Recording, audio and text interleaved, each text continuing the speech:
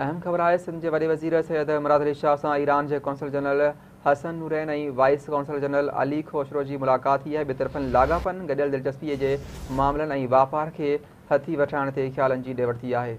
बिन्ही मुल्कन जा वापारी वफ़द एक्सचेंज करण ते इतफ़ाक़ करे वरता आहिनि। सैयद मुराद अली शाह जो चवणु आहे त ईरान सां असांजा तारीख़ी ऐं सकाफ़ती लगापा आहिनि। बिन्ही मुल्कन में लगापा वधीक मुस्तहकम ऐं मज़बूत थी रहिया आहिनि। वॾे वज़ीर चयो त हिन वक़्तु बिन्ही मुल्कन में $2 बिलियन जो वापार आहे। असां चाहियूं था त ॿतरफ़ी वापार खे $3 बिलियन सां आणिजे।